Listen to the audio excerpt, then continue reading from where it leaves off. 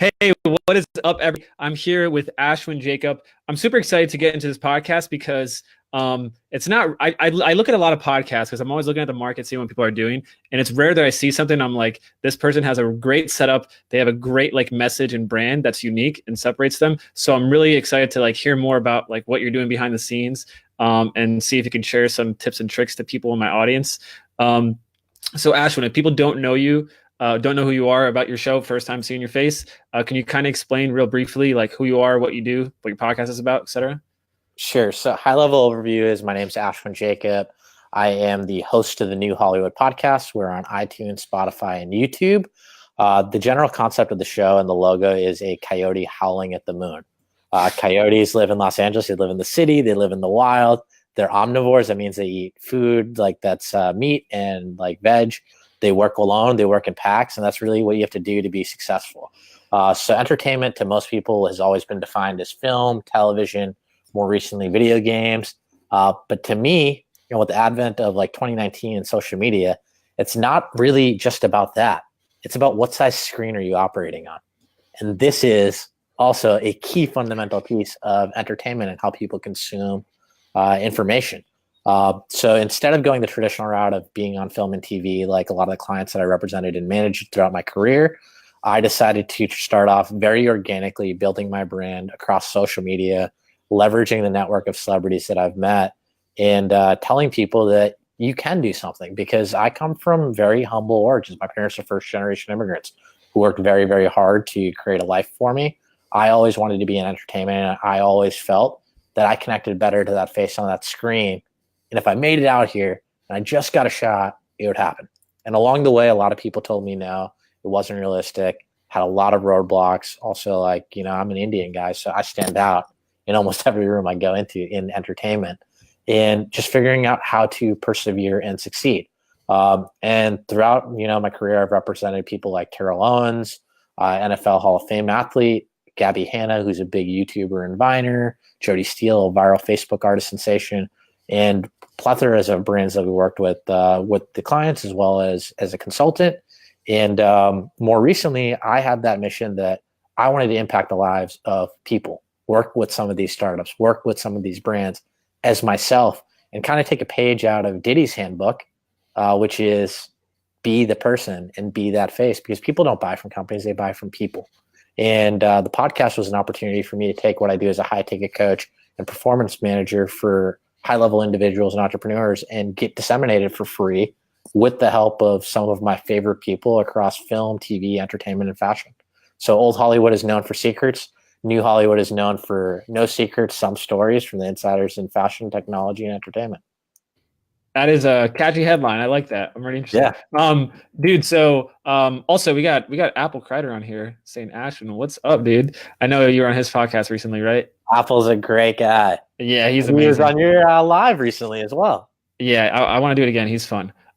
So man, I'm curious, like, so before we get like into the podcasting world and I guess like what it's helped you achieve and what it's meant to your brand and business, what were like skill sets that you picked up in like your old life, I would say, that led you on this journey that you've kind of applied to the podcasting world that's like brought you some success? So for me, dude, I am a entertainment person. I live, breathe, and I sleep entertainment. I recently was at the gym and I was talking to one of my friends and I'm like, I really don't know too many people outside of entertainment or entrepreneurship, because it's such a big part of who I am and I love it so much. So the real skill that I learned in entertainment is life is all about rejections.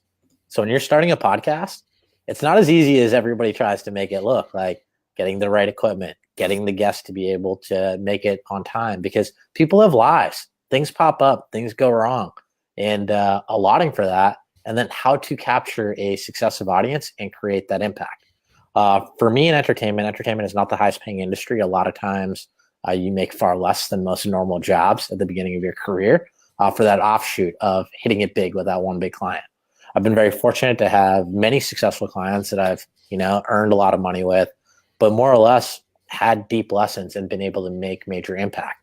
And that's what kind of drove me on this new journey of mine, which is moving less away from the representation, working more as an advisor and a coach and consultant to entertainers, individuals, and people just trying to launch their business, get better marketing, get better with creative, And for myself to be more of a personality brand, to be like a Ty, to be like a Grant, to be like a Diddy, because realistically, we are all selling a lifestyle. And what I want to teach people holistically from the bottom of my heart is if you put in the work and you try and do something that you actually love, regardless of what other people think of it, you can be successful. So I'm a big fan of Alan Watts, who wrote the speech of, what would you do if money didn't matter? And for me, I wanted to impact the lives of other people. And coincidentally, when you make impact for free and you deliver that value first, people reach out and come to you. And that's the same thing I learned with entertainment. We worked on commissions, man, at the beginning of my career. Now I work off of $10,000 to $20,000 monthly retainers. And most people don't like, wow, that's like a really good retainer for a couple of hours of your life. It's not just about the hours that you're working on that one specific client. It's a decade of my life that I've worked with tons of artists, worked with tons of brands, seen what worked, seen what failed, and learned how to adapt.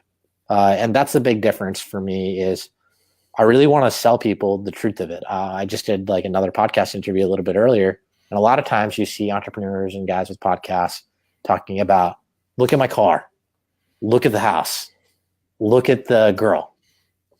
The house is rented, the car's rented, and the girl's an actress that's being paid for a set day rate. Whereas realistically, entrepreneurship and business and life is a set of highs and lows. You go through a lot of ups, you go through a lot of downs. And that's really what I'm trying to educate people on is we all have that ideal of being successful. And through my podcast, it'll have people that have tremendous amounts of success and talk about their lows, the times that it didn't work out, and just adapting. I love that, man. Yeah, it's way more relatable. And I do think going back to what you said too, people, like if you're starting a podcast, like when I feel like one of the biggest problems, people don't have the right expectations and commitment that it takes, and that has to do with dealing with rejection, not just from your guests, but from people listening to your show. Like that might be for a while. It'll take you a while to get traction. I'm curious because your show, you have a cool setup. It's like in person. It looks super sexy, almost like a Joe Rogan or like Theo Von style. Just awesome backdrop and everything. What are like the cost associated like with that, and like how long did it take you like to perfect your setup, whether it's like the equipment and just like the whole stage presence and everything? So I work with an amazing team called Cast Studios. It's actually their studio space. They produce everybody from Ben Shapiro to Ty Lopez to drama with their podcasts. And I think Simon Rex is recording out of that studio space now too. Oh, okay. I knew it looked so familiar when I saw him. So they have an amazing team and they've really perfected what it takes to be successful. So for me, I was always used to being a talent representative and going on screen with something new. And I didn't want to fumble around. I wanted to create an amazing experience. And to be honest, one of the things I'm actually about to start experimenting a little bit more on is doing some of these remote interviews because sometimes there are people that I'd love to chat with, but it's not feasible to get them in person. So I'm going to be experimenting a little bit more with the formats. And I think when we set it up, it was really awesome because you're having a person-to-person conversation. And realistically, in my belief set, I'm a Christian, but I also believe that we are fundamentally light and energy. That's all we are when it comes down to it. So when you're in person with another person, there's a really interesting social dynamic of that energy exchange back and forth. So it's been really amazing to be able to do that, really deep dive into who that person is. The costs of it are definitely substantial when you're filming out of a full production studio because it involves the cost of editors, producers, cameras, audio, lighting. It's like a very full setup. It's more like a television show than it is like a traditional podcast, which might not be the right fit for a lot of people. My personal recommendation is before you go into a major investment, unless you're a celebrity or you're a big entertainer or you're comfortable to spend that sort of money disposably, start off, do those remote interviews, do the Zoom calls, record it, edit it, get a person in the Philippines or off of one of those day sourcing websites like Fiverr to do the edits and just experiment with what your audience is able to hit. Because you need to really figure out how you can authentically connect with people, how you can drive value for that other person. And that's really the ultimate differentiator. We consume what makes us happy, what provides us some new thoughts or helps expand our framework. And I think that's the the big thing. Ultimately, regardless of the setup, I'm very blessed and fortunate to work with an amazing team like Cast. And if you can afford to work with that team, or if you're a celebrity, they're amazing to work with. But if you're a regular person trying to do a podcast and you're bootstrapped, I would say don't put it on the pedestal of like Ashwin has this amazing setup and he gets to work with a production team. Realize where you're at right now. Take ownership of that. Download Zoom. It's free. Download a couple of other softwares to record it. Get an external hard drive so you have backup, and just get out there and make it happen. And as you expand, you can always get a better set. If you watch the first season or the first episode of a lot of TV shows, they look a little bit jankier because they were just made to test the concept if that show would work. And I think podcasts are very much so similar to traditional entertainment. I think that's a big fundamental learning that I had is just get it out there, start testing, figure out what works, figure out what doesn't work. And ultimately, if people love it, you'll build an audience. Yeah. And starting virtual is much easier. Cause I personally, like there is a pro, I tell people to start virtual too, cause the pros is like, you can have notes. So you can kind of like, have things to back up on. When you're in person, it's a whole different like ball game. You got to be kind of seasoned, to like make it like flow good. What's up, Jordan? Yo, Dax. Awesome. Cool. Laura, can't wait to see you on Saturday. Can't wait to see you too. So I want to know what is like the number one goal you've gotten or like benefit from like starting your podcast so far? Honestly, it's been a great opportunity to get more on-screen time. It's something that I have full ownership of. It demonstrates that I know how to interview people. I know how to connect. And it's also an amazing opportunity for, I'm not one of those people that likes to brag about like, who I've worked with or what I've done. I find that to be like a very ineffective technique because if you meet someone and they're just listing off accolades constantly, that person is demonstrating lower value because they need you to know all of these amazing things about them. I think it's much better about learning who another person is, how a person thinks. And I think the podcast is a really valuable tool for anyone that's considering working with me as a consultant or a coach, regardless of their business, that I'm going to dive really deep into who that person is, like where they come from, what motivates them, their underlying why, and what they're actually able to accomplish. Because genuinely, I believe that my purpose is to bring value to other people. I want to increase the value and success that the people around me have. And podcasting is an experience for me to take my audience and the relationships that I've built and expose the friends that come on that show that are celebrities or big business people with other like-minded people that they can do deals with, but also like inspire people that are on their journey up. Because you never know, that kid that's watching from, South Florida or the Midwest could be the next person that's going to aspire to be you. And if you went on something and you inspire that person, and there's going to be that opportunity when, you're not where you're at and that person's in a position of power, they're going to appreciate that they got value from something that you did. And I think that's the beautiful thing about life is cream always rises to the top. Yeah, that's awesome. What's been like the most, I would say, impactful thing as far as marketing so far for your podcast, as far as like discoverability, reach, engagement? What's worked best so far? So I have a business partner named Carson Jones. We do some marketing for podcasts through his company. And a big thing with that is really finding out what your core audience is. You got to know who you're going to connect with. My podcast is very centered around like entrepreneurs, hustlers, people that want to be in entertainment, and people that just want to learn like better life practices from people that have been successful. So you don't necessarily have to be in entertainment. You can work a 9 to 5, but there are best practices that you can take from every single person that kind of comes on there, which is so relevant, is realizing that even if you don't want to be that person, you can learn something from someone very, very different.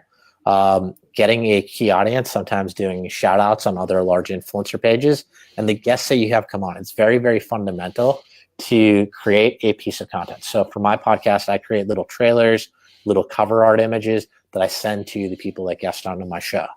One piece of advice I would give people, different than what I did, is I filmed it very much so like a television series where I filmed 15, 20 episodes before I released a single one. I have most of like my second season that I'm going to be launching in a couple months already filmed. It's harder to get people to share the longer you wait. So if you're starting a podcast, try and set up a process that you're filming, you're having edited in a week, and you're posting within a 1 to 2 week time frame. because it's still hot in someone's mind. Make sure you find the clip that highlights them the best.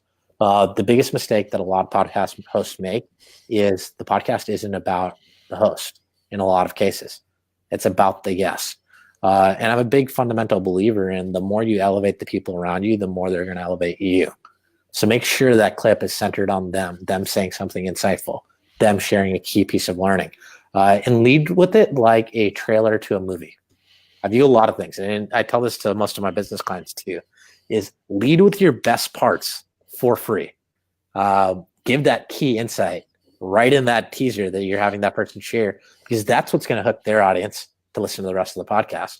So if you lead with something that's not as good or not the best cut of it, it's not going to be that underwhelming. Look at any commercial for any restaurant. There are very few restaurants that you've seen on TV that when you finally go in and have that experience, it looks half as good as it does on TV. And that's because there's a lot of money paid to make that food and decoration and that lighting look perfect. And that's what you need to do with your podcast, is make your guest look perfect. It doesn't mean you have to suck up to them. It doesn't mean you have to, kind of just stroke their ego. It should be like a real conversation. There should be some discourse. But make sure that you put up a good piece of content for people to engage with, because that's what people are going to want to share. Yeah, I've kind of learned a lot of that, I guess, from the YouTube world too, seeing how accounts grow, just like having good hooks, speaking to the right people, and it's just debate, What was like your biggest struggle when you first started, I would say, in this world of interviewing and like just the whole process, and like how did you overcome that? Honestly, I love people. So like interviewing came really naturally. The hard part for me, to be very honest, is I am excellent at marketing other businesses. I'm excellent at working with people-based brands. I am great at coming up with creative strategy. It is very hard to view yourself with the same objective, like critical views that I would for any of my clients, because I'm so intrinsically tied to who I am. It's essentially me. So any criticism I'm giving is giving it to myself. And it's really hard to make changes against that. So it's finding like people that will give you the critical feedback. So one of the things, if you watch some of my episodes, which I'm very aware of right now, is I said the word "that's a trip" and "trippy" all the time. It's just something that I use in my vernacular. It's something that's very Southern California, but realistically, that is just a filler word. I had to proactively think of removing that from my vocabulary. And now every time I say that, I'm so hyper aware of it. And everything is an experience of growing, because there are things that I'm naturally good at in an interview, but there are other things that I'm not so good at. So it's figuring out those little areas that you need to tweak, not overly getting critical of yourself, not getting out of the moment, because we all stumble with our words. Every newscaster on TV, every journalist has misphrased something or misspoke or had a little bit of a tongue twister. And just keep it rolling. Keep it going. Keep it flowing. Don't worry about it being perfect. You're human. Your flaws, the little mess ups are what makes things real. It's not a movie set. It's not going to flow perfectly. You're not going to have a retake. Just go with the flow and realize that it's a work in progress, because my first episode, a lot of people really enjoyed. And then my most recent episode, other people are going to notice different ways that I grew. And I think that's true for every podcast host. Regardless if you have media training, regardless of your experience, you're going to continually grow and accept that growth as part of your process. Yeah. I mean, so we work with a lot of like clients too, and they like to, some of them like to be like super, like cut out all these stutters and stuff. But we find that having it raw and just like sound conversational is much more authentic to the message too. I'm curious to know, like, what would you say, like the people you work with, the people you engage with, the people you help solve problems for, what do they say about you that's like, special or unique to you, that you that separates you from everyone else? I genuinely care. I think that's always been my differentiator, is regardless of how people treat me, I'm going to treat them well in most cases. That doesn't mean I'm a doormat. That means like if we've done business together and I made certain commitments, I am always going to try and do my best to honor the commitments that I've made. Regardless if it's an imposition, regardless if I lose in a lot of cases, if it's something that is realistically feasible, it's something that I can do and something I can suffer that loss on, I'm going to do that because your word means something, man. And I genuinely care about getting to know who that person is, what their why is, and how to really help them take it to that next level. And I think that really comes off in a lot of cases is a lot of people that have came on my podcast have told me that they feel really comfortable opening up because I'm not looking to expose anything. I'm just naturally a very curious person. I want to know why they think the way that they do. Because understanding the reason of why someone acts the way that they do really allows you to interpret the lesson that they're trying to teach you. Because from any perspective in society, things that other cultures do seem odd. You know, if you grew up in America and you saw somebody's life in, Africa or Europe and certain traditions, you're gonna be like, oh, that seems really odd. When that person comes to America, they're equal and opposite traditions that they're gonna be like, why are they doing this? This seems really strange. So understanding that other person's perspective is so key. Yeah. What do you think is like the why of New Hollywood? Like, what are you guys trying to like shoot for? The why of New Hollywood is really about less excuses. Hollywood has always been like a closed door system. With things like social media, with the advent of being able to build your own audience, you can't make an excuse. Like I was always told that I had no shot at being on camera. For the most part, because like it wouldn't relate to a lot of other people. And the skin tone that I have is, I'm an Indian guy. I'm not going to relate to a lot of people in Midwest America. But realistically, I grew up in Boston, Mass. I went to college at Bentley, got my master's at Emerson. I've traveled around the country. I've had a lot of like shared experiences. I think the world is becoming much more global in one way. And New Hollywood's message is, regardless of what you have right now, you can be successful at what you want to be.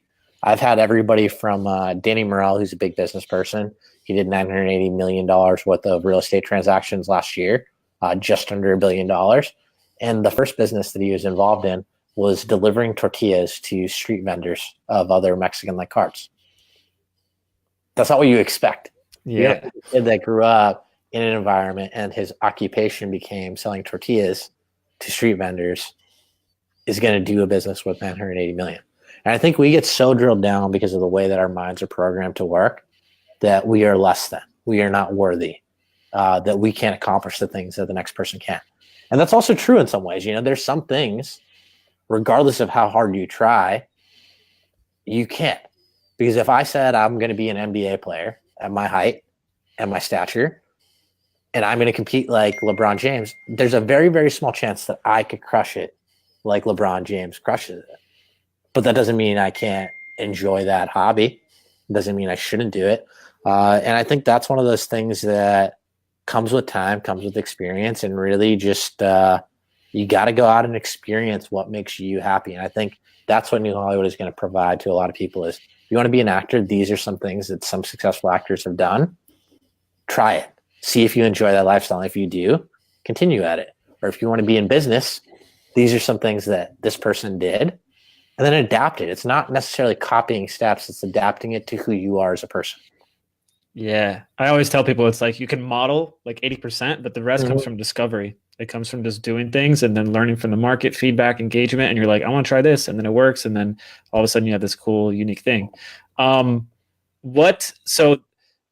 So your show, is it mainly for people who are looking to get in the industry, like the entertainment industry? Like what kind of, what's your path to success for people? Like, what do you define as winning, or what do you kind of try to what kind of result do you want people to get from listening to your show? So it's directly related to my 3 core pillars of life, which are influence, impact, and legacy. I want to be able to influence the way that people think and move and process information, from getting that understanding of, there's very few differences between the successful entrepreneur, the successful entertainment person, and the person that works. Fundamentally, at the core of who these people are, we're all just people. You can learn little bits and pieces. So regardless if you're interested in being an actor or if you want to be an entrepreneur, you can take bits and pieces of what both of those people do and adapt it into your scenario. So one of my favorite classes that I took when I was in college was the business of acting. Because the business, in some part, is acting a part, playing a certain role, and knowing what the norms of that role are. And essentially what my goal is I want people to take action, regardless of where they're at in life, figure out a way to take little fundamental steps to see if things are right for them. The ultimate goal for the podcast is I'd love for it to be something that is a household name, something like a Joe Rogan Experience, something that I can attach with quality brands and really, build a personality brand out of for myself, as well as promote amazing people. Like one of my favorite experiences is a really good friend of mine, Adam Wahid. He's one of my first friends in LA. He's a very large influencer on Instagram, over 1 million followers, one of the most engaged pages overall. Came on my show, and the other week he called me and he's like, "Hey, somebody that listened to your show just helped me get booked for a big comedy festival in front of like 20,000 people." And I think that's the value that I really want to provide, is not just an interaction between me and my guest, or just something between the guest and an individual listener, is that actions can come out of content that are created. And I think that is a beautiful thing. Is 10 years ago, you wouldn't have thought of recording a conversation with one of your best friends, someone else listening to it and being like, "Oh my God, I think this guy would be amazing for a project that I'm working on. I'm going to reach out." And then that actually kind of coming together, which I think is really, really beautiful. And I've had multiple cases where talent have came onto my shows. They've either booked a project or somebody's reached out to them with an opportunity, or I've been able to connect them with someone else in a different capacity, because realistically, the more you do for everyone around you, the more awareness and space you take up in their minds. So if I told you, "Hey, Daxi, like one of the things I'm truthfully working on is I'm trying to get more press. I'm trying to get on more podcasts so that I can build a massive collective database of people that will tune into New Hollywood so I can take it to that next level." There are hundreds of podcasts that you work with. And there are probably, maybe like, a decent amount that would benefit from having me as a guest. And there are other things that we can do. But if I never tell you that I'm looking to do that and I'm just crushing on a podcast and I'm awesome, you're not going to think of that. And I think it's really broadcasting your intentions, which is something that people in our day and age are very, very shy about. If you want something, you got to let the people around you know so that they can help position you. Because more often than not, people want to see you win. People want to see you benefit, because the better off I end up doing, there might be someone that comes on and be like, "Hey, I really am struggling with some of the marketing needs. Go, I know this guy, Daxi Perez, that can help you out with that." But I think that's really what life is about, is building meaningful relationships, finding ways to help the people that come into your life, and being present with where you are. It's not about meeting that perfect person. It's about working with the people that you know now and advancing. And that's the journey that we call life. It's like that wave that hits the coast every day. Can't go backwards. You can't go forwards. You just got to enjoy it for where it's at. The highs are always as high as the highs, and the lows are always as low as the lows. I love that, man. I love that. Yeah, it's like, it's funny because I would say like minds attract, because I'm of the same mentality. I just like helping people, and even if I can't help them directly, I always try to put them in contact with someone who can, or just figure out how to like add value, but just it doesn't have to be directly from me, just from a connection. It's funny how that works. Like, it's just reciprocation happens, Yeah, I really like your view on relationships, because there's so much of a lifespan to one relationship, as far as like what something could evolve into. How do you kind of like nurture relationships, or like kind of engage with people so that it is like a healthy relationship to have with someone? So one of the things that really bothers me about relationships is I'm someone that has a good amount of access, and a lot of people reach out because they want something, which is great. If you just want something, that's cool. But be honest, like reach out and be like, "Hey man, I need a favor. I really need you to do this. I really need this introduction. This would mean this. And this is what I'm trying to pitch. And this is like the opportunity," and just be honest about that. But what I try and do is I try and just check in randomly with people without having a need, without having a want. If I see, you're going to a country concert, I'm like, "Oh, dude, like that's really awesome." Or if you're going to try out stand-up comedy, which is something I enjoy doing, I'm like, "I love doing that. We should hit a show together sometime." People genuinely appreciate those little encounters. And that's something that you can apply in your day-to-day life. If you see somebody or you want to join in on a conversation, just put yourself out there. More often than not, people want to engage. And I think that's a big problem that I see with a lot of clients. A lot of people come to me for social anxiety that they deal with in social settings. You spent $2,000, you're at a business conference, and you're sitting there, you're listening to the speakers. But most oftentimes, the biggest value people get at business conferences is not from the stage. It's from the people sitting next to them. Yeah. So making those encounters, learning how to get out of your bubble, broadcast, not what you're great at, but broadcast what you're looking to get, what you're looking to connect with. Because if you just know what you're looking to get and no one else knows, no one can help you. But if you tell, what you do and you're genuinely curious about the people next to you you can be aware of that and help each other out. And I think that's really what we are. We're very much so tribal beings and tribal animals that really need connection, really need that community. And the more you look out for other people in your community, the more they're going to look out for you. A great leader doesn't enact will or force things upon people. They guide people to a way that it benefits them. Because if someone's working with you and they're eating healthily and they're doing well and they're prospering, they're always going to want to keep you prospering and eating because they're doing well. And I think that's a beautiful thing about relationships is it is just as much as you give that you're eventually able to receive. It might not be directly, more often than not, it's indirectly benefiting, but creating the world that we live in, we all benefit. If you do good things for somebody else, they're going to reciprocate that to the next person. If you do bad things to one person, they're going to reciprocate that to somebody else. And it's a vicious cycle that keeps on perpetuating itself. Yeah. And I think it is a disservice if you don't tell people how you can help them. It's funny too, because I feel the same way about conferences. I was recently at Funnel Hacking Live. I've been going to less just because I'm kind of more focused now, but I was at Funnel Hacking Live. It was like 3 days. I probably saw one person speak all 3 days. Yeah. Because I was connecting with like knowledge. I think it has to do with knowledge. Like what people are saying, you can learn anywhere, but the actual, like what you said earlier in the conversation, like the physical, the light, the energy, connecting with people on that level could really just, last a lifetime.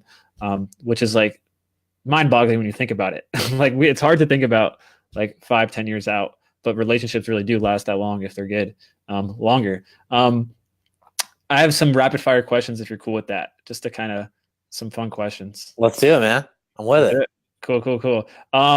Who is your biggest mentor and what's the number one thing he taught you? So it wasn't a regular mentor. I would say it's two people. One was Len Goodman. He was a customer that came into a bank that I worked at. He genuinely just helped a lot of times. He made introductions, and his cousin's a very prominent person in the casino industry. There's nothing I could do to help him. And it's a similar lesson I learned from George Hinojosa. He is the manager for Ice-T and Madonna at one point. He lectured at one of my classes. I said something insightful about foreign sales. He said, hey, make sure you grab my number. Let's hop on a phone call. And I hopped on a phone call and I was like, hey, I'm moving to LA for summer. I really want to be at a talent agency because I heard that's the way to really start off your career in entertainment. And he said, where have you applied? I told him a couple of different places. He helped set me up with an interview. And then when I got out here, I was working for $9 an hour at this internship. I was like, well, I want to thank him. And what I thought would be take him out to a nice dinner. So I picked a fancy spot that I normally would never go to. And I hit him up and I'm like, hey, I'd love to take you out for dinner. As a thank you, he said, well, how about you take me out to lunch and how about we do a different spot? So he picked something much more affordable for me. Let me provide that good gesture. And when I said, I really think that's an amazing thing that you've done for me, he told me, listen, what I want you to do from this is when the opportunity presents itself and you're able to help somebody else out, remember what I did for you. And I think that has been a key fundamental reason of why I've been able to withstand my life in the entertainment business is it comes from a good place. A lot of people, I haven't had many people take the attention to care for me, but the people that did instilled in me a idea of paying it forward, which I think is huge. That's awesome. That's amazing. Yeah. It feels good to do that too. That's the best part. It's selfish in some weird way. Yeah. Because you get that little adrenaline high for yourself. Yeah. It's just being humble. Yeah. What's the number one thing you've kind of invested in, whether it's like a course, an education, some mastermind event, like something where it just got you the most benefit in return? Yeah. One of the biggest things that I've invested into and actually spent money on as a conference was the Summit Conference. It's one of the hardest conferences to get into. It's an amazing curated community of executives. Summit Conference? Yeah, Summit. So everybody from Jeff Bezos to Ray Dalio have attended and spoken. It's really high-performing individuals. And I got a ton of value. And it wasn't necessarily from the talks. There's people like Eckhart Tolle that spoke, and I sat in on that conversation, but a lot of the value I got were from grabbing a beer with somebody outside of a tent, the people that I had lunch with. I learned a lot about transcendental meditation, acro yoga, a lot of like just separating your work and your life, which is something that I think a lot of entrepreneurs lack, is that sense of community and just friends for the sake of friends. A lot of entrepreneurs only deal with people that they are working with or people that are working for them. Summit was an experience for me to connect with people that are high performing individuals that had a vision and had a goal, and I was able to just authentically connect with as a person. And everyone wanted to provide each other value. Like, it wasn't unusual that I'd go up to somebody and they'd tell me that they did something. I'm like, oh my God, I know 2 or 3 people that I need to connect you with. And the same thing happened for me, that other people want to connect me with other people. Like, hey, I know sponsors that would be good for your podcast. I know people that want to finance your back end things, or I know brand sponsors that will want to work with you as an ambassador. I know someone that want to cast you for a project. Yeah, I think it's just that desire of reciprocation. You want to put things out there because you know that it'll just come back to you. It's a great place to live in. So last question: what are you currently obsessed with? Like, what, it could be literally anything, dude. Like, what's kind of like sparking you like a passion in your life right now? Honestly, bro, it's really living a better life. I've started doing breath work recently, which is amazing. It really helps you. I know you mentioned Alan Watts too. He's like, I've been listening to him a lot, which is funny you brought him up. I love Alan Watts. I'm a big fan of Oscar Wilde. I'm getting back into a lot of audiobooks. I'm listening to tons of audiobooks right now. But really, honestly, man, like, my biggest passion right now is taking the podcast to that next level, investing in that personal brand, and really building more brand awareness. So it's focusing a lot more on front of screen, being present, being an advocate for different brands that I'm actually passionate about, trying to educate people on that you can be successful and be a good person and provide real tangible value to people that come in and out of my life. So I'm really interested or obsessed with loving the people in my life and providing real value in building out this brand and trying to impact. Hopefully, my goal is eventually be able to have it impact millions. I want to get the podcast to that 1 million download mark and get real awareness, because if I get 1 million people to listen to an episode and maybe 5% benefit from it and maybe 10% might share it, and if there's some positivity or some light that it's able to bring to someone in some sort of way, that's a job well done. That's worth all the costs, the time, the sacrifices to get that content out there, is making that meaningful change in people's lives, because everyone has that special thing in them. And I don't think enough people hear that. That's awesome, man. If you keep getting the same like awesome guests you're getting, like, something's gonna go viral. Some little snippet, that's kind of how Tom Bilyeu blew up too. He had little pieces go viral with like Mel Robbins and Simon Sinek. And then they just got super like shared. Like, Simon Sinek was not big until Tom Bilyeu like interviewed him, and then that piece he said about millennials got pretty viral.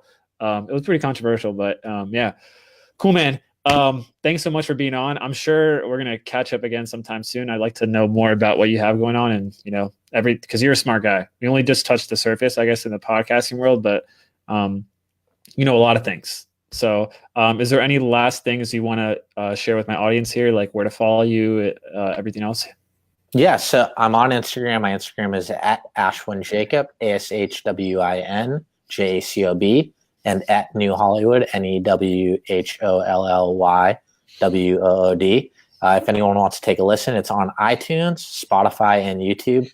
Please be sure to subscribe, like, share it with a friend. I'm really trying to bring value to people, and I'd love to hear what people think. That would be amazing. Cool, man. Thanks so much. I'm going to end the broadcast here, but you can stay on. Thanks for listening, guys. Peace out.